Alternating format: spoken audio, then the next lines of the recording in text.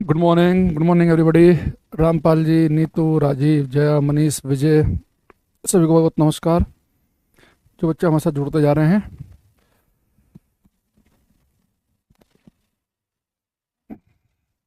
हम्म, Prince, Nitish, रूपा, Rajesh, very good morning. अच्छा, तो कल की क्लास में जहाँ तक मुझे याद आ रहा है, हम सैटेलाइट्स उपग्रह की बात कर रहे थे। एक छोटा सा एक रिवीजन कर लेते हैं, 2 से 3 मिनट का, है ना, जिससे कंटिन्यूटी बन सके ना क्लास में। क्लास स्टार्ट हो गया भाई सभी की। एक बच्चे कह रहे हैं कि अनडिफाइंड आ रहा है।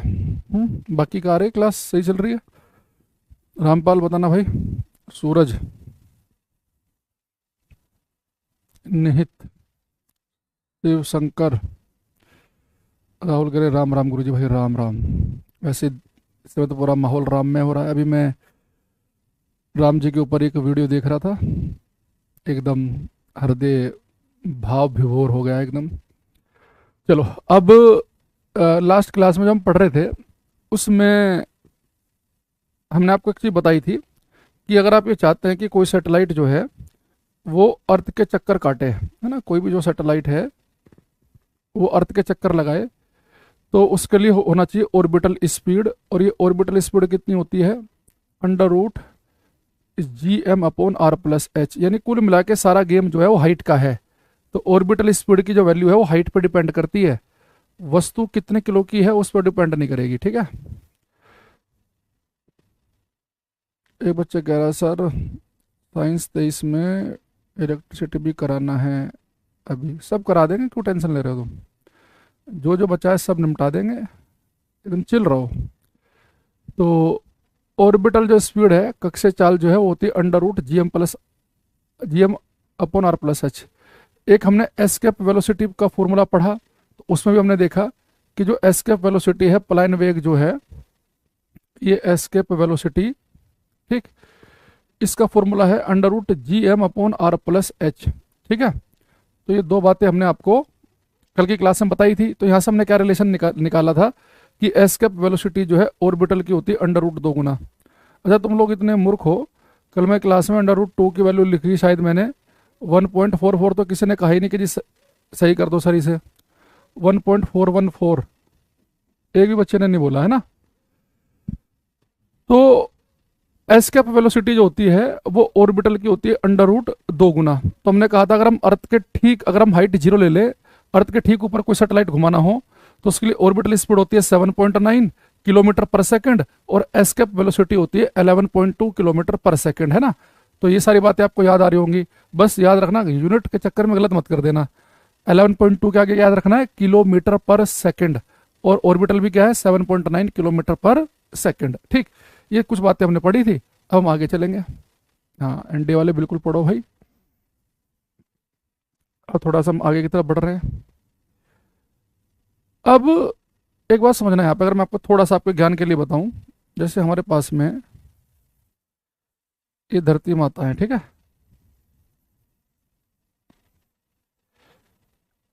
और इसके चारों तरफ ये कोई सैटेलाइट चक्कर काट रहा है।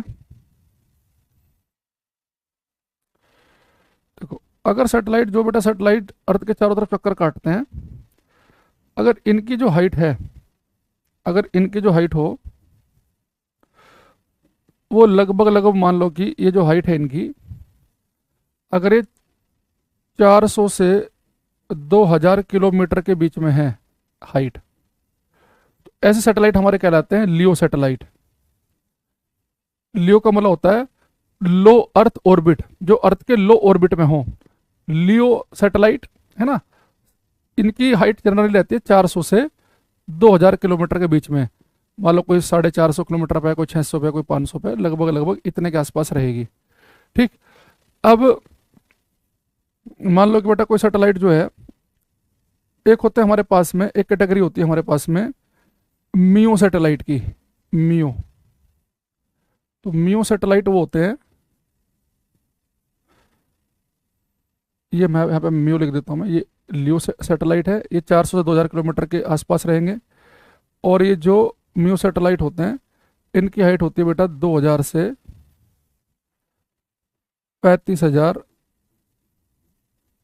किलोमीटर के बीच में, ये हमारे पास है म्यू। मिड अर्थ ऑर्बिट, यानी कि ये अर्थ के लो ऑर्बिट में है, ये मिड ऑर्बिट में है। तो जो 2000 से 400 से 2000, यहाँ पे वाइट से लिख देता हूँ मैं ताकि ये बीच में कट के सबको दिक्कत ना हो जाए। तो 400 से 2000 किलोमीटर की हाइट पे होते हैं लियो। अगर हाइट 2000 से 35,000 के बीच में तो कहलाएंगे मियो सैटेलाइट। अगर मैं आपसे कहूँ कि इनमें से लियो और मियो, इनमें से कौन से सैटेलाइट के लिए अगर आपसे पूछा जाए कि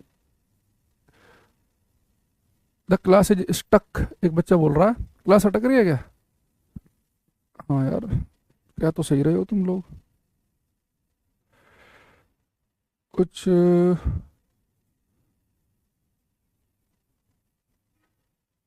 बार बार ओब्वियस क्या दिक्कत कर रहा है कुछ।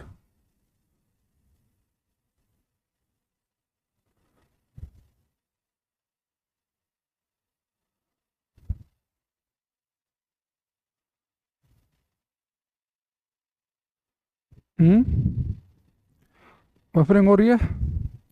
एक काम करता हूँ मैं, आप 2 मिनट का वेट करना। मैं एक बार ना पूरा डिस्कनेक्ट करके दोबारा से कनेक्ट कर रहा हूँ, ठीक है? तो थोड़ा सा वेट कर लेना, 1 सेकेंड।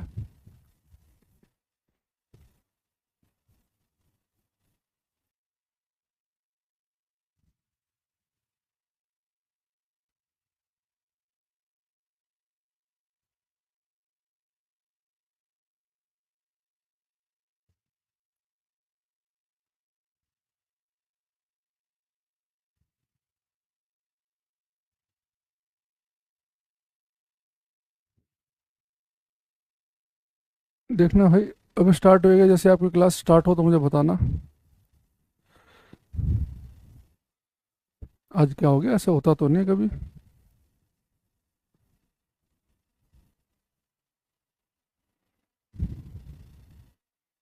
1 सेकेंड रुको।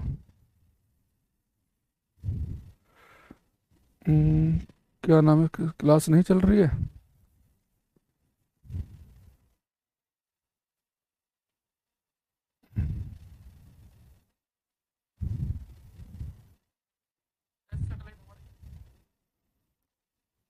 1 सेकेंड रुक जाओ भाई। 1।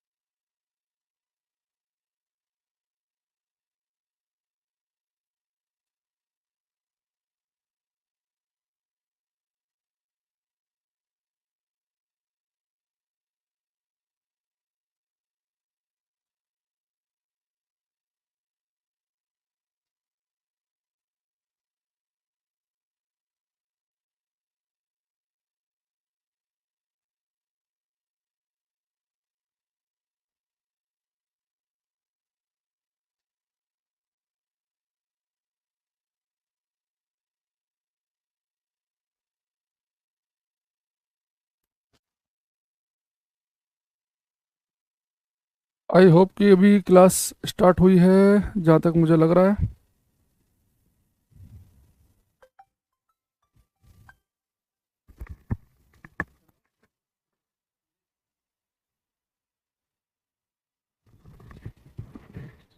तो ट्रायंगल की है, RCM वाली जो पहले वाली आती है। अच्छा अच्छा।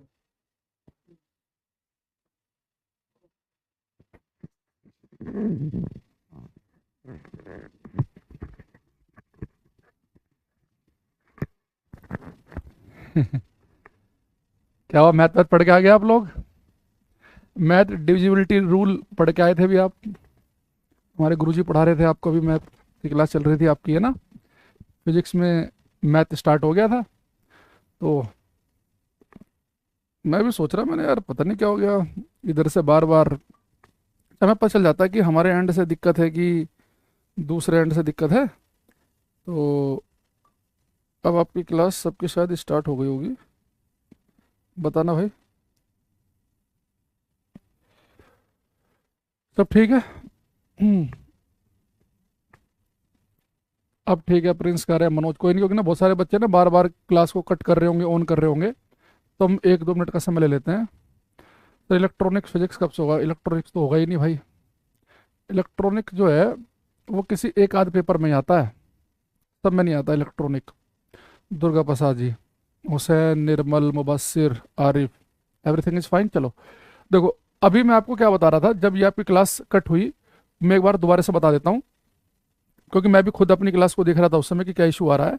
तो यहाँ पे आके आपकी क्लास रुक गई थी इस पॉइंट पे आके कि भाई, अगर आप कोई सैटेलाइट जो है अर्थ के चारों तरफ चक्कर लगा रहा है, और इस सैटेलाइट की मैंने आपको कहा था कि अगर हाइट 400 से 2000 किलोमीटर के बीच में है, तो लियो सैटेलाइट कहलाएगा। यहाँ तक तो चल रहा था ना वीडियो में? अच्छा, फिर मैं आपसे बोल रहा था कि अगर ऐसा हो कि अगर कोई सैटेलाइट जो है कि बेटा अर्थ के चक्कर लगा रहा है, ठीक है, और ये सैटेलाइट जो है, अगर इसकी ये कितनी हाइट पे चक्कर लगा रहा है, ये अर्थ के सरफेस से चक्कर लगा रहा है 2000 से 35,000 किलोमीटर के बीच की हाइट में। तो अगर किसी सैटेलाइट की हाइट 2000 से 35,000 किलोमीटर के बीच में है, तो हमारा मियो सैटेलाइट कहलाता है वो मिड अर्थ ऑर्बिट सैटेलाइट। तो लियो की आपको दिख गया कम है हाइट, 400 से 2000 है, क्योंकि ये अर्थ के लो ऑर्बिट में है, और ये म्यू की ज़्यादा अर्थ के मिड ऑर्बिट में है, 2000 से 35,000 के बीच में। तो अगर मैं आपसे पूछूं कि जो लियो सैटेलाइट हैं और म्यू सैटेलाइट जो हैं, अगर इनमें हम कंपेरिजन करें कि इन दोनों में ज़्यादा ऑर्बिटल स्पीड, ज़्यादा कक्षीय चाल किसकी होगी, तो आप किसकी बताएंगे? आप कहेंगे सर आपने आते हमें रिवीजन में बताया कि जो ऑर्बिटल स्पीड होती है वो हाइट बढ़ने के साथ में घटती है, यानी कि जो ये लियो सैटेलाइट हैं, अगर आपको इन्हें घुमाना है तो इन्हें घुमाने के लिए आपको ज़्यादा स्पीड से घुमाना पड़ेगा। इनके लिए ऑर्बिटल स्पीड की वैल्यू कैसी होगी? ज़्यादा। तो इनके लिए बेटा लगभग लगभग रहती है 7.5 किलोमीटर पर सेकंड के आसपास। भाई आप खुद सोचो, अगर सैटेलाइट ठीक अर्थ के ऊपर घुमाना था तो कल हमने पढ़ा था कि 7.9 चाहिए। जैसे जैसे हाइट बढ़ेगी, तो जो ये 400 से 2000 किलोमीटर की हाइट पे है, तो इसका काम कम से ही चल जाएगा, तो लगभग लगभग 7.5 रहती है। ये जो मियो ऑर्बिट रहते हैं, इनकी इनकी हाइट और ज़्यादा है, तो इनका काम जो है, इनकी जो ऑर्बिटल स्पीड है उसका काम 4.5 की स्पीड से ही चल जाएगा, 4.5 से ही, ठीक है। तो मियो ऑर्बिट जो है इनके लिए इतने से काम बन जाएगा। अभी थोड़ा सा हम इसमें काम और करें, ये मैं यहाँ पे इसका भी कलर चेंज कर देता हूँ। ये है मियो ऑर्बिट।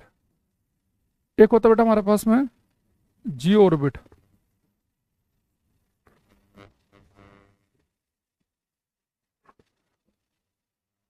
जियो, देखो जियो ऑर्बिट कौन से होते हैं? जियो ऑर्बिट वो हैं, इसे कहाँ पे लिखें हम, थोड़ा सा एडजस्ट करना पड़ेगा, इसे यहाँ लिख देता हूँ। देखो जो जियो ऑर्बिट होते हैं भाई, जियो, ये जियो ऑर्बिट है हमारा, इनका पूरा नाम होता है जियो स्टेशनरी। ये हमारे पास होते हैं भू स्थिर उपग्रह। अब इनके बारे में हम डिटेल में बात करेंगे। जो जियो सैटेलाइट होते हैं इनकी हाइट बेटा फिक्स होती है, ये होते हैं 35,786 किलोमीटर की हाइट पे अर्थ की सरफेस से 35,786 किलोमीटर की हाइट पे, यानी हम इनकी हाइट लगभग लगभग कह सकते हैं 36,000 किलोमीटर। तो जो अर्थ के नज़दीक घूम रहा है उसे घूमने के लिए स्पीड कितनी चाहिए, लियो को चाहिए 7.5 की। ये थोड़ा दूर घूम रहा है म्यू वाला, इसका काम थोड़ा कम से चल जाएगा, 4.5 से ही चल जाएगा। और जो जियो सैटेलाइट है इसकी ऑर्बिटल स्पीड होती है लगभग लगभग 3 के आसपास, 3 किलोमीटर पर सेकेंड। तो जियो सैटेलाइट जो है इनकी हाइट फिक्स होती है, ये धरती से एक फिक्स हाइट पर होते हैं 35,786 किलोमीटर की हाइट पर, और इनकी जो ऑर्बिटल स्पीड है वह है 3 किलोमीटर पर सेकेंड की। ऐसे अगर आप मून देखो ना, चांद, तो चांद तो बेटा धरती से बहुत दूर है, मून तो, मून की जो डिस्टेंस है वो 3,84,000 किलोमीटर के आसपास है। तो मून को घूमने के लिए जो ऑर्बिटल स्पीड चाहिए ना वो केवल 1 किलोमीटर पर सेकेंड की चाहिए।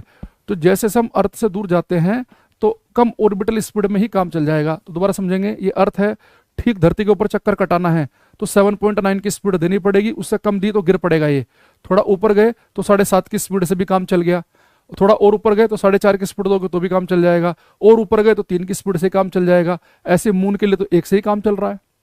तो जैसे हम अर्थ से दूर जाएंगे तो ऑर्बिटल स्पीड की वैल्यू चेंज होने लगती है। इसमें तो मैंने केवल आपको समझाने के लिए बता दिया कि लियो सैटेलाइट वो हैं कि जो लो ऑर्बिट में अर्थ के बहुत ही नज़दीक वाले हैं, 400 से 2000 के आसपास वाले। म्यू थोड़ा सा मिड रेंज में 2000 से 35,000 की हाइट पे होते हैं, और जियो की जो हाइट है ये फिक्स है 36,000 किलोमीटर के आसपास की, ये फिक्स्ड हाइट है इसकी।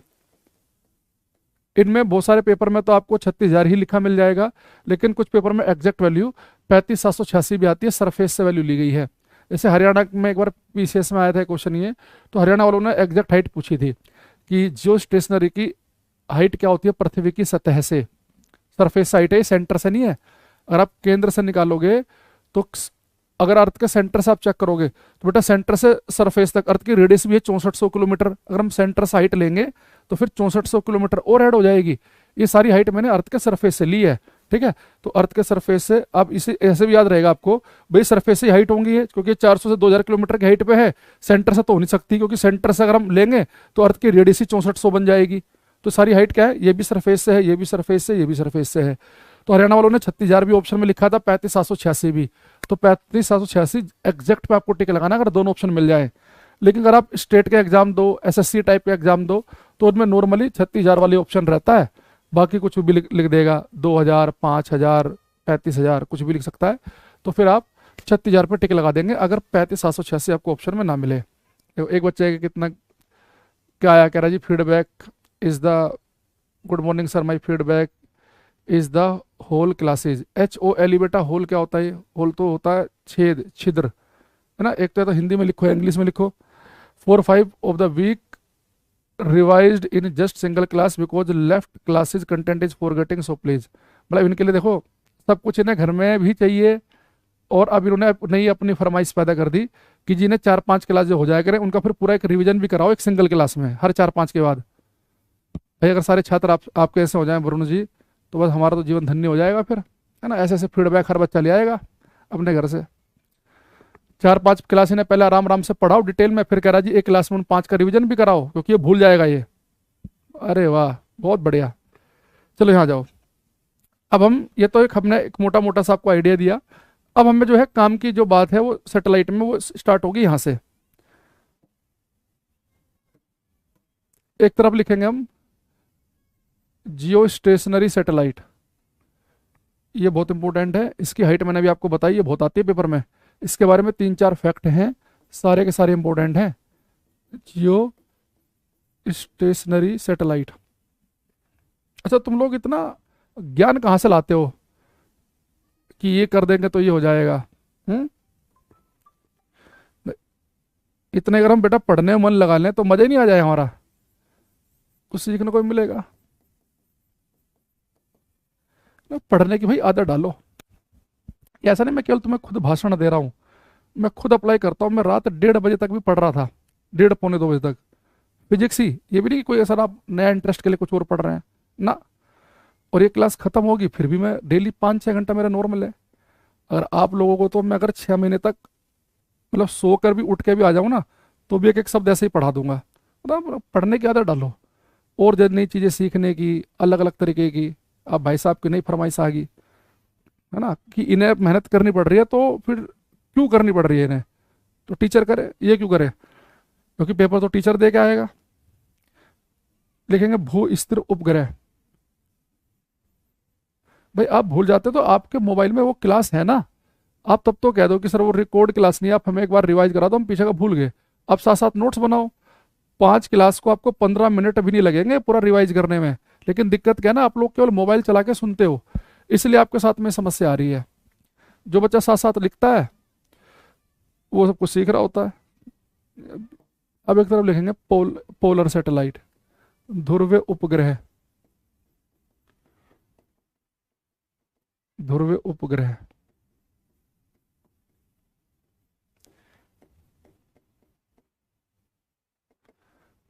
पोलर सैटेलाइट्स, ध्रुवीय उपग्रह।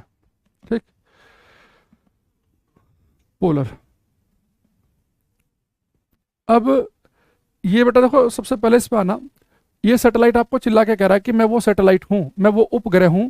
जियो का मतलब होता है अर्थ, पृथ्वी, भूमि। तो वो सैटेलाइट, वो उपग्रह जो भूमि से देखने पर, वो सैटेलाइट जो भूमि से देखने पर हमेशा स्टेशनरी, स्थिर दिखे, उसे हम कहेंगे भू स्थिर उपग्रह। यानी भू स्थिर उपग्रह होते हैं जब भी आप इन्हें, अगर मान लो आपने टेलीस्कोप लगा रखा अपनी छत पे और आपने टेलीस्कोप से देखा, ये सैटेलाइट आपको किसी एक पॉइंट पे दिखा और आपको घर वालों ने आवाज लगा दी, हाँ भाई नीचे आ, सिलेंडर लगा दे, आप चले गए। और आप 2 घंटे के बाद आए, कुछ और काम भी आ गया, खाना वाना भी खाया आपने, फिर जिस एंगल पे सैटेलाइट लगा था वहाँ पे फिर झांक के देखा, वो सैटेलाइट वहीं दिखेगा। फिर आपको रात को 11 बजे आए, फिर वहीं दिख रहा है। फिर सुबह को 5 बजे आए, फिर वहीं दिख रहा है। तो वो सैटेलाइट जो आपको अर्थ से देखने पर हमेशा स्थिर दिखे, एक ही जगह टंगा हुआ दिखे, बिल्कुल एक फिक्स्ड पॉइंट की तरह दिखे, उसे हम कहते हैं जियो स्टेशनरी सैटेलाइट। अब आप कहेंगे सर जियो स्टेशनरी सैटेलाइट जो है, आप तो कह रहे थे सैटेलाइट तो वो होते हैं जो किसी प्लेनेट के ग्रह के चक्कर काटें, तो जियो स्टेशनरी सैटेलाइट अगर अर्थ के चक्कर काट रहा है तो इसकी तो लोकेशन बदलनी चाहिए, फिर ये हमें एक ही जगह क्यों दिख रहा है? देखो ये एक जगह हमें एक कंडीशन में दिख सकता है कैसे? अगर मैं आपसे कहूं ये 2 ट्रेन हैं, कुछ यात्री इसमें बैठे हैं, कुछ इसमें बैठे हैं, दोनों ट्रेनों के यात्री ये चाहते हैं कि हम हमेशा एक दूसरे की नजरों के सामने बने रहें। तो ऐसा कब हो सकता है? ऐसा तब हो सकता है कि अगर ये ट्रेन इस डायरेक्शन में जाए तो ये भी इसी में जाए। अगर ये 50 किलोमीटर पर घंटे की रफ्तार से चले तो ये भी 50 से ही चले। तो अगर 2 ट्रेन सेम डायरेक्शन में सेम स्पीड से एक साथ चलना शुरू हो तो लगातार उसके अंदर के यात्री एक दूसरे की नजरों के सामने बने रहेंगे। यानी कहने का बात यह है कि जो काम पहली ट्रेन कर रही है, एग्जैक्ट वही काम मुझे दूसरी ट्रेन से कराना है। ना स्पीड में फर्क आए, ना डायरेक्शन में फर्क आए, बिल्कुल सब कुछ एक एक साथ करो तो बिल्कुल इनके अंदर के यात्री बिल्कुल एक दूसरे की नजरों के सामने बने रहेंगे। अगर ट्रेनें बहुत नजदीक नजदीक हैं, आप मान लो कि ट्रेन पे इधर बैठे हैं गेट के पास, मतलब अंदर बैठना है, पैर बाहर नहीं निकालने, और एक उधर बैठा है, तो आप लगातार 4 घंटे तक बात भी कर सकते हो, तो बिल्कुल एग्जैक्ट आप एक दूसरे की नजरों के सामने बने हुए हो। तो बस मेरा काम हो गया। अब देखो अर्थ जो है ये अपने एक्सिस के अबाउट रोटेट करती है, ऐसे घूर्णन गति करती है, अर्थ रोटेट करती है, और अर्थ जो है एक रोटेशन पूरा कर लेती है 24 घंटे के अंदर। तो जो सैटेलाइट इसके चारों तरफ चक्कर काट रहा है, तो जो सैटेलाइट धरती के चारों तरफ चक्कर काट रहा है, अगर वो भी एक चक्कर 24 घंटे में ही पूरा करे तो अर्थ के साथ साथ चल रहा है। भाई जैसे अर्थ जितना आगे बढ़ी, सैटेलाइट भी अर्थ के साथ साथ उतना ही आगे बढ़ा, फिर अर्थ घूम रही है, ये भी साथ साथ चल रहा है। तो अगर कोई सैटेलाइट ऐसे चक्कर लगाए कि वो एक चक्कर अपना 24 घंटे में पूरा कर ले, यानी बिल्कुल अर्थ के साथ साथ चले, और अर्थ के डायरेक्शन में ही, अर्थ के रोटेशन की डायरेक्शन होती है वेस्ट टू ईस्ट, पश्चिम से पूरब, तो सैटेलाइट भी पश्चिम से पूरब की तरफ चलते हुए 24 घंटे में एक चक्कर पूरा कर ले, तो वो सैटेलाइट हमारा कहलाएगा जियो स्टेशनरी सैटेलाइट, उसे हम कहेंगे भू स्थिर उपग्रह। तो यहाँ पे लिखेंगे हम कि जो भू स्थिर उपग्रह होते हैं, इनके चक्कर लगाने का सेंस क्या है, तरीका क्या है? ये चक्कर लगाते हैं वेस्ट से ईस्ट की तरफ को, पश्चिम से पूरब की तरफ, वेस्ट टू ईस्ट, पश्चिम से पूरब, ठीक है। दूसरा,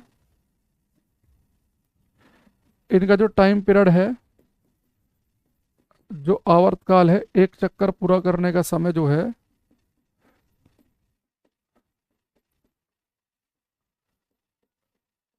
वो होता है 24 आवर्स, 24 घंटे। हालांकि 24 घंटे जो होता है, धरती एक चक्कर पूरा करती है 24 घंटे में, तो 24 घंटे एग्जैक्ट टाइम नहीं होता। एग्जैक्ट टाइम आपने ज्योग्राफी में पढ़ा होगा, 23 घंटे 56 मिनट 4 सेकंड के आसपास का होता है, तो लगभग 24 घंटे ही हो गया वो। तो इनका टाइम पीरियड होता है लगभग लगभग 24 घंटे, एक चक्कर पूरा करते हैं ये, और चक्कर लगाते हैं पश्चिम से पूरब की तरफ। सबसे इंपॉर्टेंट है इसकी हाइट। हाइट कम से कम आज तक 10-15 बार पूछ ली गई होगी इसकी हाइट। तो इसकी जो हाइट है वो है लगभग 36,000 किलोमीटर की हाइट। अगर हम एग्जैक्ट पे जाएंगे तो 35,786 किलोमीटर। ठीक है, ये एग्जैक्ट है। और ये जो हाइट मैंने यहाँ पे लिखी है, ये याद रखना, ये सरफेस से है, ये सरफेस से। अगर पेपर में सेंटर से बोल देगा, सेंटर से अगर यहाँ से बोलेगा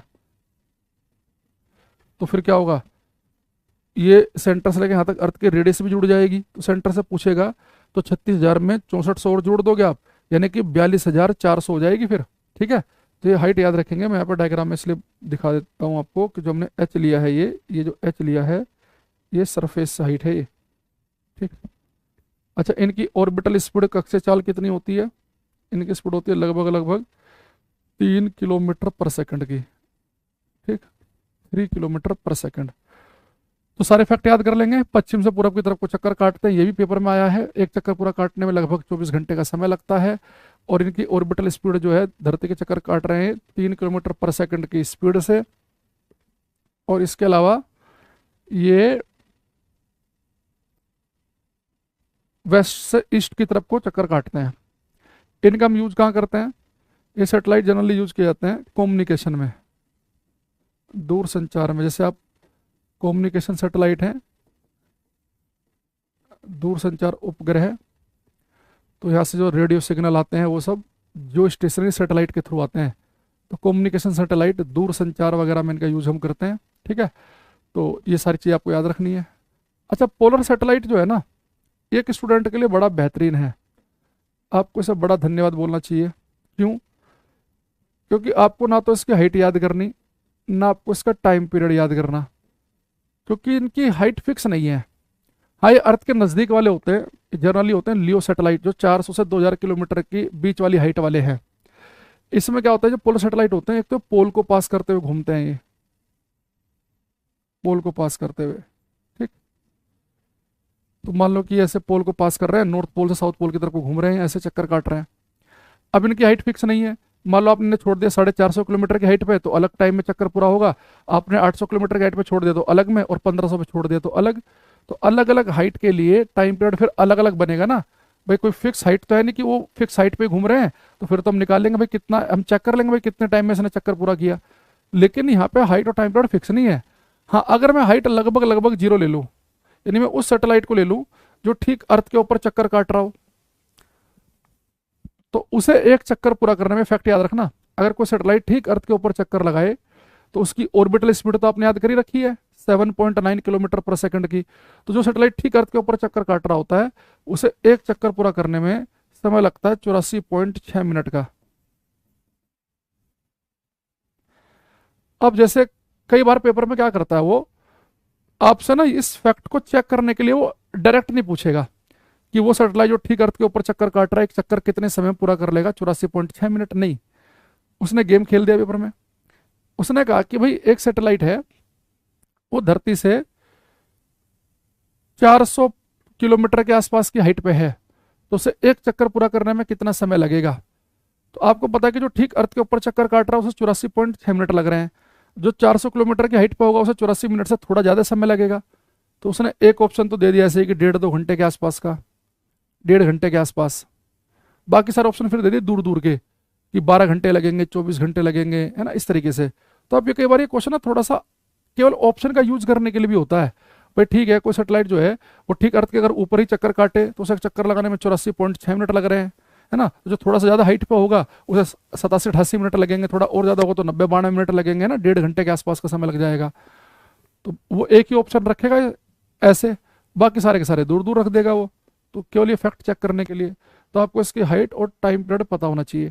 एक तो इसकी खास बात क्या है, ये जो बेटा जियो स्टेशनरी सैटेलाइट जो है ना, अगर हम इनके अंदर बहुत बढ़िया बढ़िया कैमरे फिट कर दें तो ये पूरी अर्थ के फोटो हमारे पास नहीं भेज सकते। क्योंकि देखो, ये तो अर्थ के साथ साथ चल रहे हैं भाई, जैसे अर्थ चल रही है ये भी चल रहे हैं, ये 24 घंटे में एक चक्कर पूरा कर रहे हैं, ये आपको एक ही जगह दिख रहे हैं। तो ये अर्थ के केवल एक ही हिस्से को फोकस कर सकते हैं, ये पूरी अर्थ को स्कैन नहीं कर सकते। लेकिन जो पोलर सैटेलाइट होते हैं ये पूरी अर्थ को स्कैन कर सकते हैं। कैसे? आप जैसे समझो कि भाई मेरे पास में, जैसे मान लो ये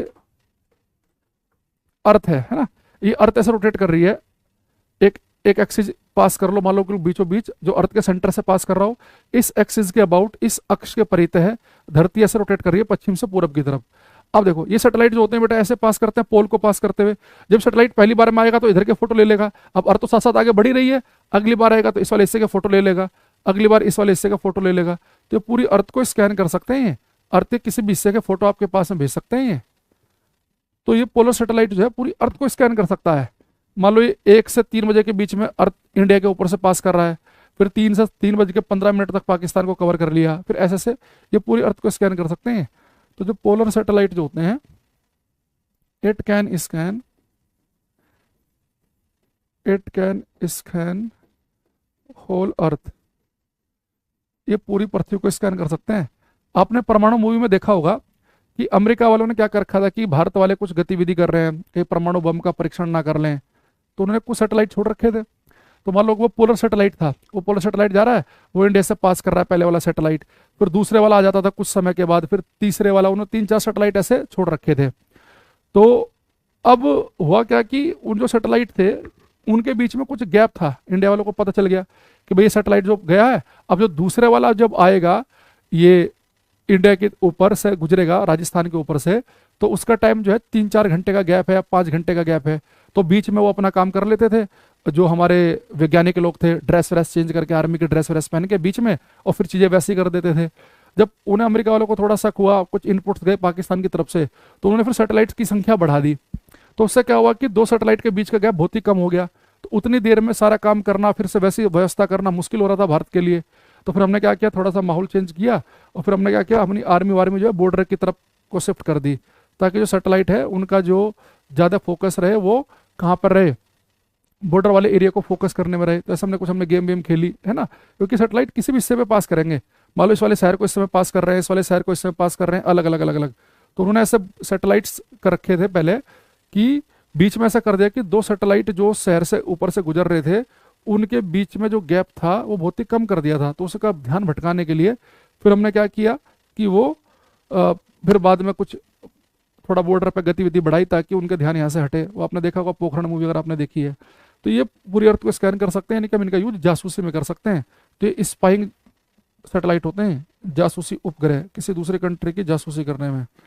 इसके अलावा इनका मेन काम होता है कि इनका यूज किया जाता है बेटा मैपिंग में, नक्शे बनाने में। जैसे मान लो आपको किसी एरिया के नक्शे बनाने हैं पूरा पूरा, तो उसके आपके हर हिस्से के फोटो अगर आपके पास में होंगे तो आप उसकी इजीली मैपिंग कर पाएंगे कि इस वाले हिस्से में यहाँ से नदी जा रही है, यहाँ पे इतना ऊंचा पहाड़ है, यहाँ पे ये है, यहाँ पे वो है।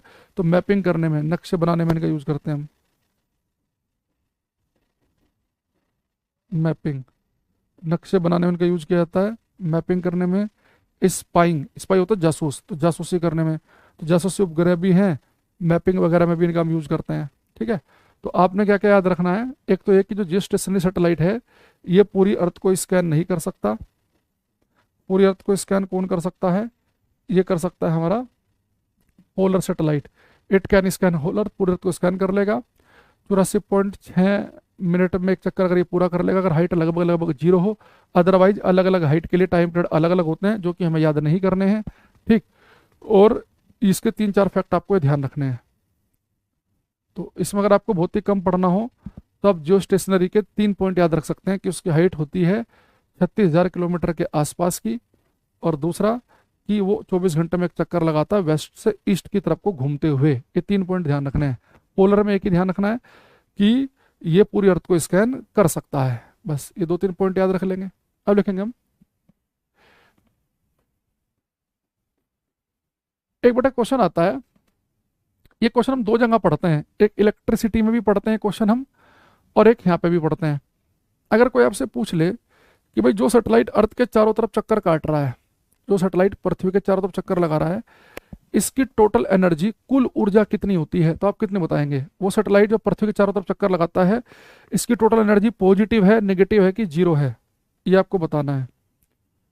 पॉजिटिव, नेगेटिव कि 0, सब आंसर देंगे इसका। अर्थ के चारों तरफ चक्कर लगा रहे सैटेलाइट की टोटल एनर्जी, कुल ऊर्जा कितनी होती है।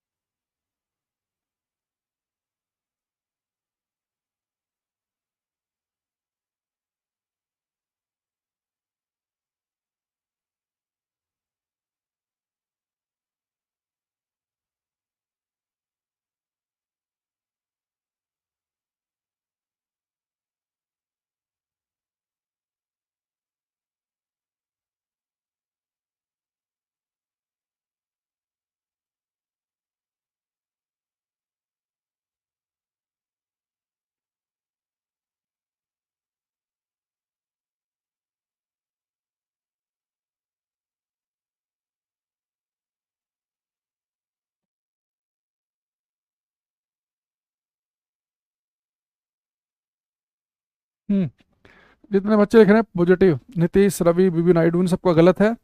जीरो वालों का भी गलत है। बेटा एक बहुत ही फेमस फैक्ट है फिजिक्स में ये, अगर कोई भी चीज बाउंडेड है, बंधी हुई है, एक ही पाथ को फॉलो करे, जैसे कि एमओ भाई सबके कमेंट आ रहे हैं, भाव को मतवा करो अब हर क्लास में ना। अब देखो सैटेलाइट अर्थ के चक्कर काट रहा है, ये बेटा सैटेलाइट बाउंडेड है, बंधा हुआ है। तो अगर कोई चीज बाउंडेड हो, फ्री ना हो, अपने मन से कहीं भी इधर उधर ना भाग पाए, वही सैटेलाइट जो है ये अर्थ की ग्रेविटी से बंधा हुआ है। तो अगर कोई चीज बंधी हुई है, बाउंडेड है, तो बाउंडेड स्टेट की एनर्जी हमेशा नेगेटिव होती है। यही चीज मैं आपको इलेक्ट्रिसिटी में या तो पढ़ा चुका हूं या पढ़ाऊंगा आगे, कि देखो जो इलेक्ट्रॉन न्यूक्लियस के चारों तरफ चक्कर काटता है, भाई वो इलेक्ट्रॉन भी तो बंधा हुआ है, न्यूक्लियस के चारों तरफ चक्कर काट रहा है, तो इसकी जो टोटल एनर्जी होगी वो भी क्या होगी, नेगेटिव। तो बाउंडेड स्टेट की एनर्जी नेगेटिव होती है। तो वो सैटेलाइट जो पृथ्वी के चक्कर काट रहा है, उसकी टोटल एनर्जी, कुल ऊर्जा ऋणात्मक होती है, नेगेटिव। यहाँ पे लिखेंगे हम, for a bounded state, for a bounded state, total energy, total energy always remains negative. किसी बंधी हुई अवस्था के लिए, किसी बंधी हुई अवस्था के लिए कुल ऊर्जा हमेशा ऋणात्मक होती है। किसी बंधी हुई, बंधी हुई अवस्था के लिए, अवस्था के लिए, के लिए, के लिए कुल ऊर्जा हमेशा ऋणात्मक होती है। For a bounded state total energy always remains negative. For example, total energy, total energy of a satellite, total energy of a satellite which is revolving around the earth is always negative। Hindi में लिखेंगे, total energy of a satellite which is revolving around the earth is always negative. पृथ्वी के चारों तरफ चक्कर लगा रहे, for example पृथ्वी के चारों तरफ चक्कर लगा रहे किसी उपग्रह की कुल ऊर्जा, पृथ्वी के चारों तरफ चक्कर लगा रहे किसी उपग्रह की कुल ऊर्जा हमेशा ऋणात्मक होती है। पृथ्वी के चारों तरफ चक्कर लगा रहे किसी उपग्रह की कुल ऊर्जा हमेशा ऋणात्मक होती है। तो किसी बाउंडेड स्टेट के लिए, बंधी हुई अवस्था के लिए टोटल एनर्जी होती है नेगेटिव। यानी अगर कहीं पे भी कोई चीज आपको बाउंडेड दिखे, बंधी हुई दिखे किसी फोर्स के द्वारा, तो जब भी आप उसकी टोटल एनर्जी निकालेंगे तो आपको नेगेटिव मिलेगी। एक बच्चा कह रहा है भाई आप चाहो तो इसे प्रूव कर सकते हो कि नेगेटिव ही आएगी। यहाँ देख लो, चाहे अगर आपका मन करे, जैसे मान लो कि हमारे पास में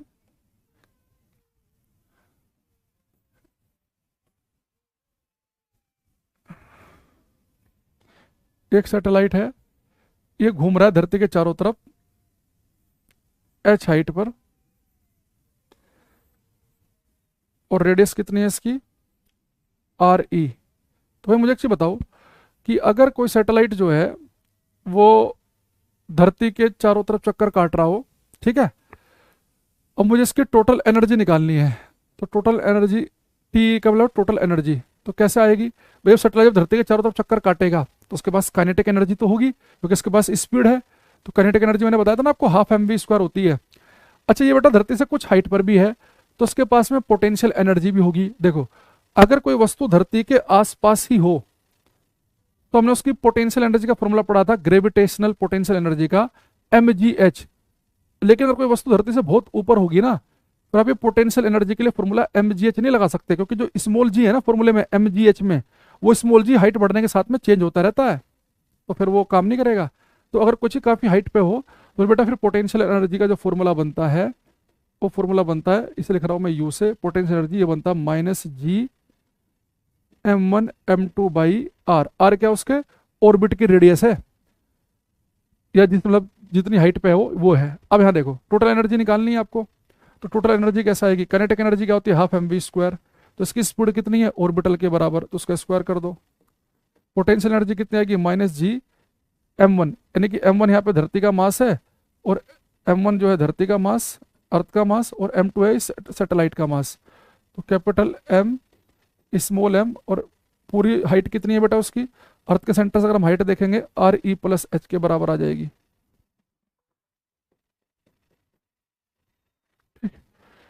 अब आप ये सोल्व कर लो। हाफ m, ऑर्बिटल स्पीड का फॉर्मूला मैंने आपको क्या लिखवाया था, √Gm/RE+H, ये लिखवाया था ना ऑर्बिटल का फॉर्मूला। एस्केप वेलोसिटी में 2 भी आ जाता है, ऑर्बिटल का स्क्वायर तो यहाँ पे स्क्वायर कर दो, ये प्लस माइनस माइनस हो जाएगा, -Gmm/RE+H, ये स्क्वायर से रूट कट जाएगा तो ये बन जाएगा 1/2 Gm/RE+H, ये आया Gmm/RE+H।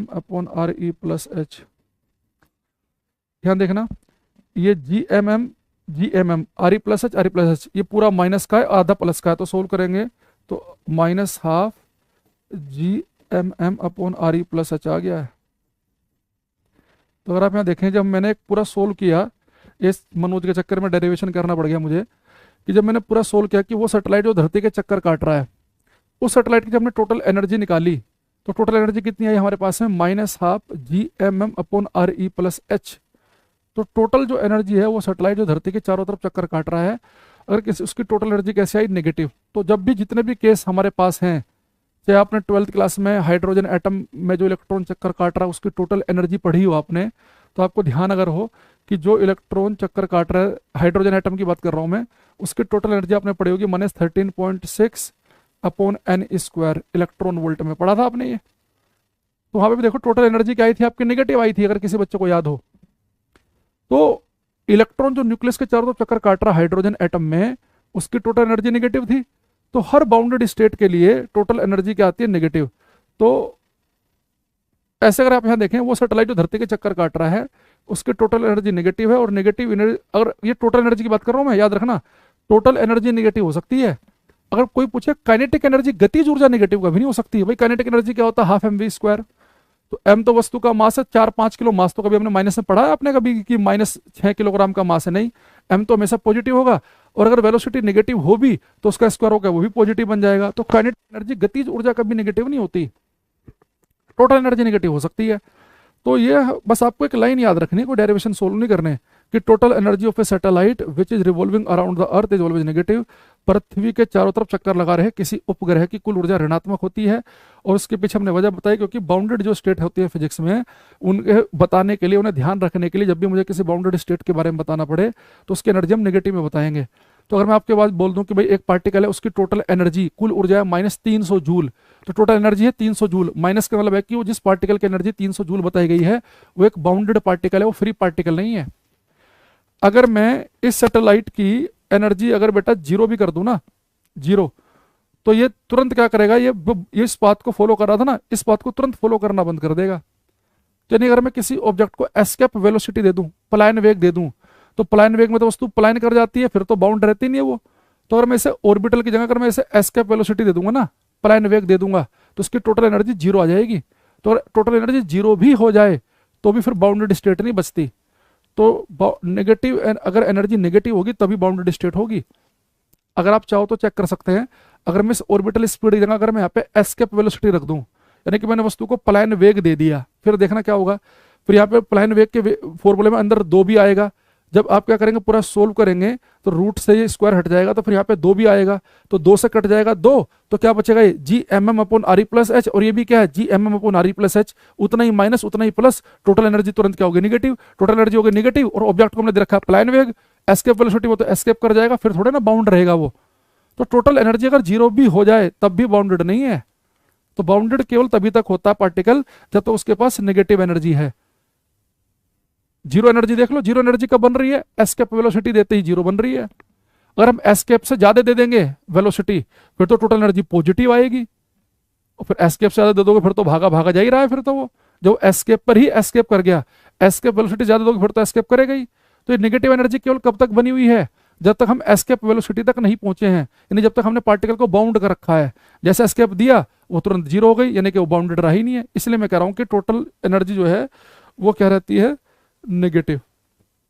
ऐसे हाइड्रोजन एटम में होता है, तो मान लो कोई हाइड्रोजन एटम में है, वो जैसे ये मैंने कहा था उसकी टोटल एनर्जी होगी -13.6 upon n square electron volt. यहाँ पे एन है कि वो किस ऑर्बिट में घूम रहा है। जैसे मान लो कि ये कोई इलेक्ट्रॉन है, ये न्यूक्लियस के चारों तरफ अलग अलग ऑर्बिट होते हैं ना, तो मान लो कि अभी हमारा जो इलेक्ट्रॉन है वो किसके अंदर है, वो ग्राउंड स्टेट में है। तो ग्राउंड स्टेट का होता है कि एन की वैल्यू 1, तो यानी इसकी टोटल एनर्जी कितनी है, -13.6 इलेक्ट्रॉन वोल्ट। अगर आप इस इलेक्ट्रॉन को +13.6 इलेक्ट्रॉन वोल्ट की एनर्जी दे देंगे इसे इलेक्ट्रॉन को, तो उसकी टोटल एनर्जी हो जाएगी जीरो, और तुरंत ये बाहर निकल जाएगा और आपको एटम आयोनाइज हो जाएगा, आयन बन जाएगा, ये इलेक्ट्रॉन को लूज कर देगा क्योंकि टोटल एनर्जी जीरो हो गई। अब वो इलेक्ट्रॉन बाउंड नहीं है, बाहर निकल गया। ठीक है, इतनी एक्सप्लेनेशन आई होप की काफ़ी है। बाकी जिन बच्चों को परम ज्ञान की प्राप्ति नहीं करनी है वो केवल इतना याद रखेंगे, किसी बंधी अवस्था के लिए कुल ऊर्जा हमेशा ऋणात्मक होती है, क्योंकि ये एनर्जी निगेटिव आई केवल तब तक रही है जब तक कि हमने इसे ऑर्बिटल स्पीड दे रखी है। अगर हम एस्केप को हमने छू लिया, एस्केप वेलोसिटी हमने इसे दे दी, तो टोटल एनर्जी जीरो, और जीरो होती है एस्केप दे रखी है तो भाग जाएगा। ठीक, चलो आगे बात समझ में। तो अब एक बार मैं आपको, अगर आपको इस चैप्टर की 5 लाइनें आती हैं सैटेलाइट में, तो आपका चैप्टर पढ़ना सफल है। फिर मैं नेक्स्ट चैप्टर की तरफ आ रहा हूँ। ठीक है, तो 5 लाइन देखो कौन कौन सी आपको आनी चाहिए। पहली, आपको ये पता होना चाहिए कि अगर किसी वस्तु को अर्थ के सरफेस से भगाना है तो एस्केप वेलोसिटी सबको पता है 11.2 किलोमीटर पर सेकंड है।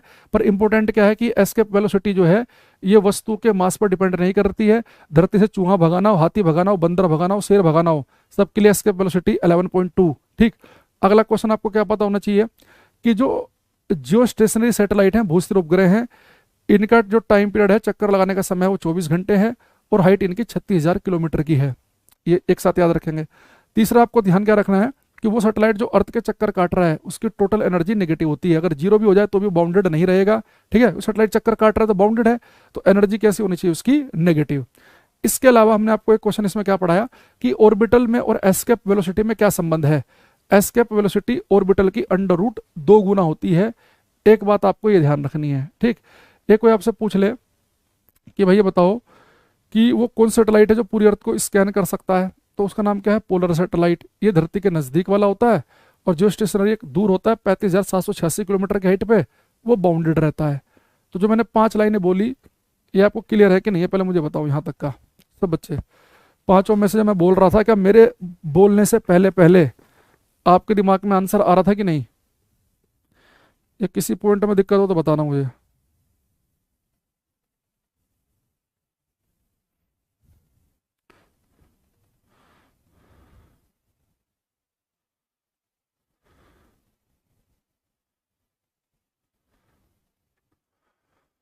निहित, रवि, गुड्डू, अरे वो बच्चा कहाँ गया, वो जो कह रहा था जी 5 क्लास का रिवाइज कराओ, रिवाइज हुआ बेटा, नहीं हुआ। हर क्लास में मैं चैप्टर खत्म होने के बाद पूरा रिवाइज कराता हूँ और अगले दिन आते भी कराता हूँ। लेकिन 5 क्लास को फिर एक सिंगल क्लास में रिवाइज कराना, ये आपकी ज़्यादा बड़ी डिमांड हो गई, ये फुलफिल करना मुश्किल है हमारे लिए।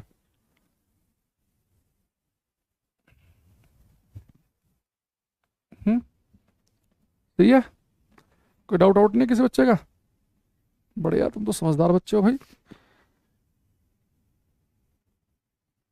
मैं कुछ चीज़ क्वेश्चन देख रहा था।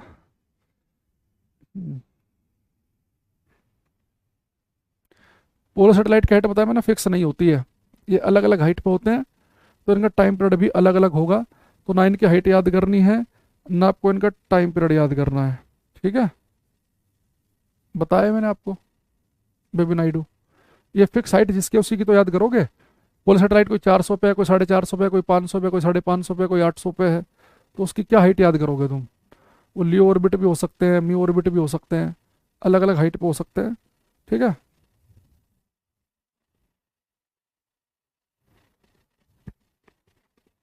देखो अब हम यहाँ पे लिखेंगे क्लास में फ्रिक्शन, घर्षण।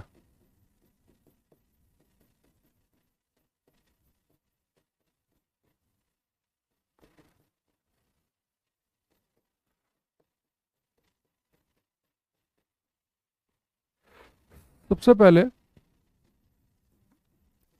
आपने देखो क्या ध्यान रखना है। तो फ्रिक्शन जो है, घर्षण बल जो है, सिंक्रोनाइजेशन होता है, किसी का सिंक्रोनाइज करते बिल्कुल साथ साथ चलना। जियो स्टेशनरी में सिंक्रोनाइज, जियो सिंक्रोनाइज भी होते हैं, और उसकी हमें जरूरत नहीं है हमारे लेवल पर, इसलिए मैंने जिक्र नहीं किया उसका जानबूझ के। ठीक है, देखो अब ये मेरा हाथ है और यहाँ पे मैं मार्कर ले रहा हूँ। अब देखो ये मार्कर जब इसके ऊपर रगड़ेगा, आगे बढ़ेगा, स्लाइड करेगा इसके ऊपर, है ना, फिसलेगा, तो इसके ऊपर क्या लगेगा? फ्रिक्शन लगेगा, घर्षण लगेगा मेरे हाथ और इसके बीच में, मार्कर के बीच में। लेकिन मैं बोल दूं कि मार्कर अभी यहाँ पर है, और मैं आपसे बोलूं कि इस मार्कर में मेरे हाथ का कितना घर्षण है, आप बोलोगे ये तो कॉन्टैक्ट में नहीं है, संपर्क में नहीं है, तो हाथ का फ्रिक्शन कैसे लग जाएगा?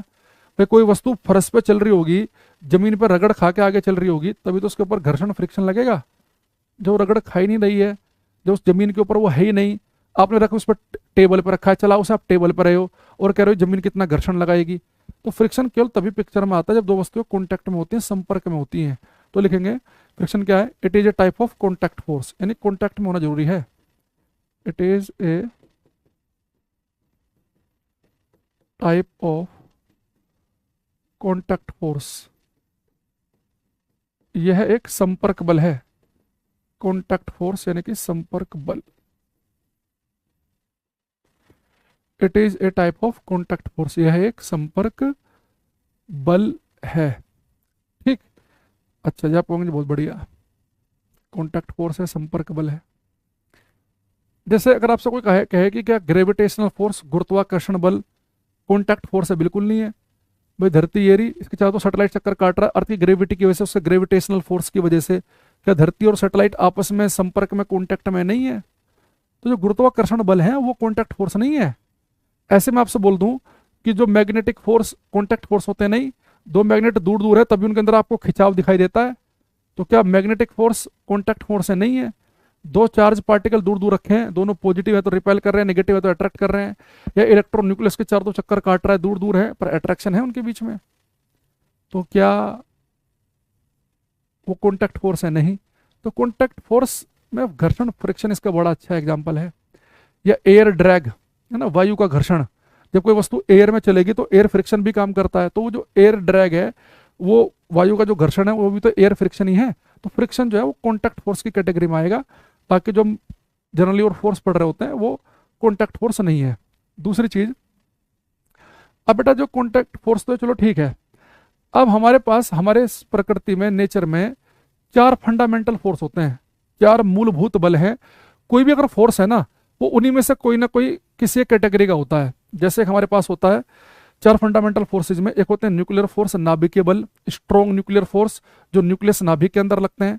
एक हमारे पास में होता है ग्रेविटेशनल फोर्स, गुरुत्वाकर्षण बल, है ना। एक हमारे पास में होता है इलेक्ट्रोमैग्नेटिक फोर्स, और एक हमारे पास में होते हैं वीक फोर्स। वो समझो कि न्यूक्लियर रिएक्शन वगैरह में डीप जब हम जाते हैं तब पढ़ते हैं। तो एक वीक फोर्स होता है, एक न्यूक्लियर फोर्स होता है, ग्रेविटेशनल, एक इलेक्ट्रोमैग्नेटिक फोर्स। तो कोई भी अगर फोर्स आपको अपने आसपास दिख रहा है तो वो इन चार कैटेगरी में से है, वो चार फंडामेंटल फोर्सेज में से आएगा। तो पेपर में पूछता है कि जो फ्रिक्शन फोर्स है ये कौन सा फोर्स है? ये न्यूक्लियर फोर्स, नाभिकीय बल है, या वीक फोर्स है, दुर्बल बल है, या फिर ये ग्रेविटेशनल फोर्स है कि इलेक्ट्रोमैग्नेटिक फोर्स है? तो ये बेटा ये किस में आएगा? Friction is an electromagnetic force in nature, यह वैद्युत चुंबकीय बल है। आप हो गया, आप कैसी बातें कर रहे हो? इलेक्ट्रोमैग्नेटिक फोर्स तो, वैद्युत चुंबकीय बल तो वहां लगते हैं चार्ज हो। देखो जब दो चीजें आपस में रगड़ खाती है ना, रगड़ खाती है, तो उनके बीच में रगड़ से बेटा चार्ज ही क्रिएट हो जाता है। वो चार्ज ही क्या करता है, उसकी वजह से ही उनके बीच में फोर्स लग रहे होते हैं कि जो चार्ज क्रिएट हुआ दोनों बॉडी के ऊपर, वो एक दूसरे को अट्रैक्ट कर रहे हैं, तो बॉडी को आगे खिसकने नहीं दे रहे। तो ये इलेक्ट्रोमैग्नेटिक फोर्स है नेचर में। अगर ये क्वेश्चन आ जाए कि फ्रिक्शनल फोर्स को किस कैटेगरी में डाला जाए, तो बहुत सारे बच्चे इलेक्ट्रोमैग्नेटिक को तो सबसे पहले ऑप्शन से बाहर निकालेंगे। तो लिखेंगे friction force, friction force is electromagnetic force in nature. घर्षण बल की प्रकृति वैद्युत चुंबकीय बल की है। घर्षण बल की प्रकृति वैद्युत चुंबकीय बल की है।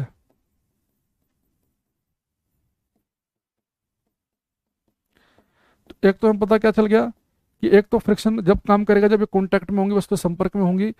और चार फंडामेंटल जो फोर्स हमारे पास में है, चार मूलभूत जो बल हमारे पास में है, उनमें से इलेक्ट्रोमैग्नेटिक फोर्स के कैटेगरी में आएगा। ठीक।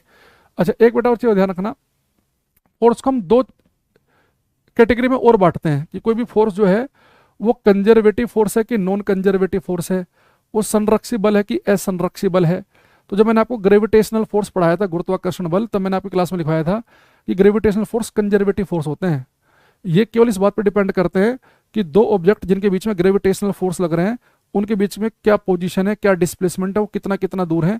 हमें इस बात से मतलब नहीं है कि ये ऑब्जेक्ट यहाँ से इन दोनों के बीच की दूरी ये है, पर ये यहाँ से यहाँ तक इस पाथ से गया, इस रास्ते से गया कि इस रास्ते से गया, बस उनके बीच की पोजीशन कितनी है वो इंपॉर्टेंट है। लेकिन फ्रिक्शनल फोर्स में इंपॉर्टेंट नहीं है।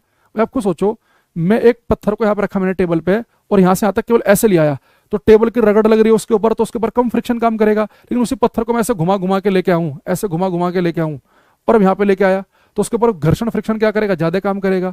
तो वो फोर्स नॉन कंजर्वेटिव कहलाते हैं, वो बल असंरक्षित बल कहलाते हैं जिन बलों के द्वारा किया गया कार्य जो कि पाथ डिपेंडेंट हो, जो रास्ते पर निर्भर करते हो। तो घर्षण बल कितना वर्क करेगा, कितना कार्य करेगा, वो इस बात पर डिपेंड कर रहा होगा कि आप किस रास्ते से लेके जा रहे हैं ऑब्जेक्ट को आगे। छोटे रास्ते से लेके जा रहे हो तो कम वर्क करना पड़ेगा, बड़े रास्ते से लेके जा रहे हो तो फ्रिक्शन ज्यादा वर्क करेगा। तो ये नॉन कंजर्वेटिव फोर्स में आता है।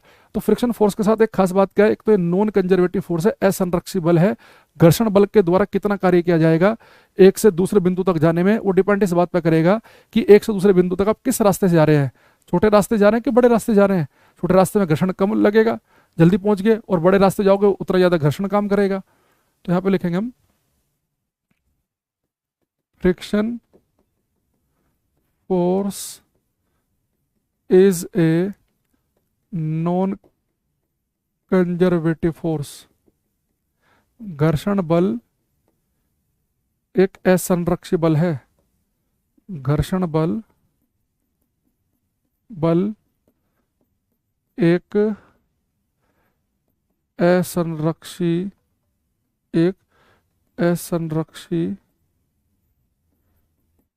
बल है। तो फ्रिक्शन फोर्स तो कितनी कैटेगरी में आ गया, कॉन्टैक्ट फोर्स भी है, ये नॉन कंजर्वेटिव भी है। कॉन्टैक्ट क्यों है, क्योंकि कॉन्टैक्ट में जब होंगी चीज तभी काम करेगा। नॉन कंजर्वेटिव क्यों है ये, क्योंकि अगर किसी बल के द्वारा किया गया कार्य वर्क डन बाय फोर्स अगर वो पाथ डिपेंडेंट हो तो फोर्स नॉन कंजर्वेटिव फोर्स हमारे कहलाते हैं। तो यह इसके द्वारा किया गया कार्य इस बात पर निर्भर करेगा कि वस्तु को आप किस रास्ते से लेके जा रहे हो, तो इसलिए नॉन कंजर्वेटिव फोर्स की कैटेगरी में भी आ गया। और एक मैंने कहा कि चार फंडामेंटल फोर्सेज में से अगर हम इसे चेक करेंगे किस कैटेगरी में आएगा, तो इलेक्ट्रोमैग्नेटिक फोर्स की कैटेगरी में आएगा। ये तीनों बातें आपको घर्षण के बारे में याद रखनी है घर्षण पढ़ने से पहले। तो ये तो हो गया इसके को। अब थोड़ा बढ़ते हैं आगे। अब यहाँ पे एक चीज बताओ, ये मेरे पास में एक टेबल है और इस टेबल के ऊपर बेटा मैं एक यहाँ पे एक किताब रखने वाला हूं। मैं इस टेबल के ऊपर, ये बुक है हमारे पास एक में एक, ठीक। और इस बुक का जैसे ये तो यहाँ पे आपको ऐसे दिख रही है, पर बुक तो ऐसे होगी ना, कुछ चौड़ाई होगी ना बुक की। मैं इस बुक को इस टेबल के ऊपर रखने वाला हूँ, ठीक है। तो इस बुक का जो एरिया है वो है, टोटल एरिया जो है इस बुक का वो है, मान लो कि आपका 30 सेंटीमीटर स्क्वायर। टोटल जो एरिया है वो 30 सेंटीमीटर स्क्वायर मान लो बुक का। तो बेटा मैं इस बुक को इस टेबल के ऊपर रखूंगा,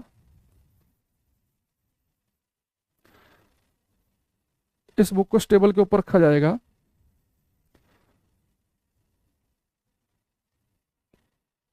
तो फ्रिक्शनल फोर्स घर्षण बल, क्या ये टोटल एरिया है बुक का भाई, जब बुक को मैं इस पर रखूंगा तो बुक का कितना एरिया है 30 सेंटीमीटर स्क्वायर, वो टेबल को टच करेगा। तो क्या जो फ्रिक्शनल फोर्स जो है, ये जो बुक जब इसके ऊपर रखी जाएगी, क्या इसके टोटल एरिया पे, इसका जो आपको जो एरिया आपको मैंने बताया बाहर से, ये जो एरिया 30 सेंटीमीटर स्क्वायर है, क्या फ्रिक्शनल फोर्स इस एरिया पर डिपेंड करेगा? आप कहेंगे नहीं। जो आपको बाहर से दिख रहा है ना, ये किताब का एरिया दिख रहा है 30 सेंटीमीटर स्क्वायर, और आपने इसे टेबल पर रखा, तो बेटा फ्रिक्शनल फोर्स जो है ना, जो आपको बाहर से एरिया दिख रहा है, इसे हम कहते हैं वर्चुअल एरिया, आभासी क्षेत्रफल, जो आपको दिख रहा है कि भाई बुक इसके ऊपर हम रखेंगे तो 30 सेंटीमीटर स्क्वायर टेबल को टच करेगा, इसके ऊपर डिपेंड नहीं करता। एक्चुअल में होता क्या है, अगर आप माइक्रोस्कोप से देखेंगे तो आपको दिखाई देगा कि माइक्रोस्कोप से जैसे टेबल है ना, तो कोई भी चीज़ ना बिल्कुल स्मूथ फ्लैट नहीं होती, ये टेबल का आपको ना कुछ सरफेस ऐसा दिखाई देगा। इसके ऊपर आप जो बुक रखोगे, ये जो आपने किताब ये ली, ये किताब को जब माइक्रोस्कोप से देखोगे आप, तो ये किताब जो है ना, इसका भी ये बेटा जो इससे भी कुछ ऐसे टेढ़ी मेढ़ी दिखाई देगी आपको ऐसे। तो अब इस बुक को आप यहाँ पे रखोगे तो यानी कि एक्चुअल में जो एरिया कॉन्टैक्ट में आएगा वो तो केवल इतना ही एरिया कॉन्टैक्ट में आ रहा है। यहाँ पे पॉइंट टच कर रहा है, यहाँ पे टच कर रहा है, यहाँ पे टच कर रहा है, यहाँ पे और यहाँ पे, इतना इसे तो टच कर ही नहीं रहा है। यानी हमें लग तो क्या रहा है कि बुक का एरिया 30 सेंटीमीटर स्क्वायर है, लेकिन जब बुक टेबल के ऊपर रखी जा रही है, हो सकता है कि जो टचिंग कर रहे हैं आपस में वो एरिया केवल 5 सेंटीमीटर स्क्वायर ही हो।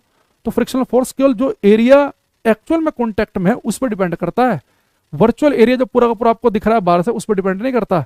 आप इसके लिए काम करो, अपने दोनों हाथों को लो और ऐसे जोड़ो आपस में, और आप फील करेंगे जब अपने हाथों को ऐसे जोड़ते हैं आपस में, तो क्या पूरा का पूरा ये एरिया इस पे ऊपर टच कर रहा होता? नहीं, यहाँ से हमारा हाथ उठा हुआ होता है, ये वाला ऐसा टच कर रहा है, यहाँ पे टच कर रहा है, तो बीच में दोनों हथेली अंदर की तरफ रहती है, थोड़ा गैप बनता है ना। ऐसे वैसे मैं उंगलियों को मिला रहा हूँ, देखो उंगलियों को, यहाँ से उंगली टच कर रही है तो बीच में बहुत सारा जो हिस्सा होता है, ये दोनों उंगली देखो, इनके बीच में बहुत सारा गैप भी है। जब मैं अपने दोनों हाथों को ऐसे मिलाऊंगा तो जितना एरिया इसका जितना एरिया इसका, जब इन्हें आपस में टच करेंगे तो आपको बाहर से जो एरिया आपको क्या लगा, दोनों हाथ पूरे जुड़े हुए हैं, कहना दोनों हाथों को जोड़ लो, पर दोनों हाथ जोड़ेंगे तब भी कुछ ना कुछ बीच में तो गैप रह ही जाएगा। तो फ्रिक्शनल फोर्स वर्चुअल एरिया कितना कॉन्टैक्ट में उस पर डिपेंड नहीं करता, वो डिपेंड करता है कि एक्चुअल एरिया कितना कॉन्टैक्ट में है। तो आपका बेटा मान लो कि यहाँ पे वर्चुअल एरिया जो था वो 30 सेंटीमीटर स्क्वायर का था, लेकिन जब आप इसका वर्चुअल एरिया निकालेंगे वो हो सकता है कि माइनस केवल 6 सेंटीमीटर स्क्वायर ही हो। तो फ्रिक्शन फोर्स को केवल इससे मतलब है, क्या लिखेंगे हम, फ्रिक्शन फोर्स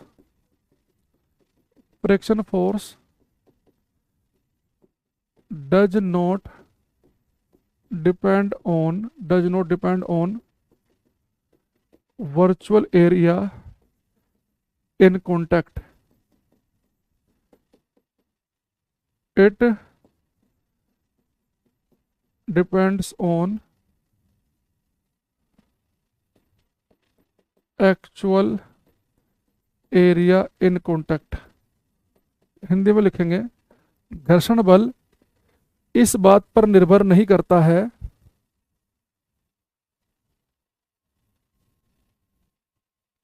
घर्षण इस बात पर निर्भर नहीं करता है कि आभासी क्षेत्रफल, घर्षण बल इस बात में निर्भर नहीं करता है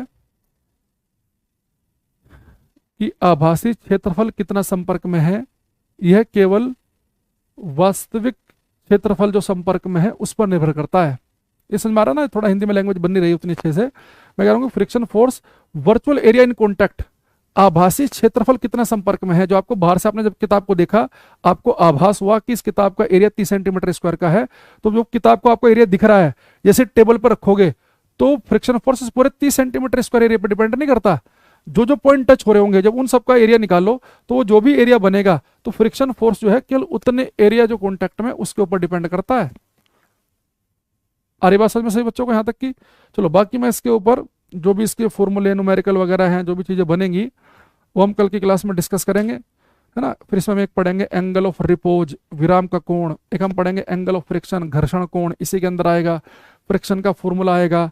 अगर कोई चीज़ इनक्लाइंड सरफेस पे है, नत समतल पे है, तो उसके बारे में हम कल की क्लास में बात करेंगे। तो सारी बातें जो है वो कल की क्लास में यहाँ पे डिस्कस की जाएंगी, ठीक है। तो आज के लिए हम इतना ही रखते हैं, बाकी मिलेंगे नेक्स्ट क्लास के अंदर, ठीक है। तब तक के लिए thank you, bye, take care everybody, bye everyone.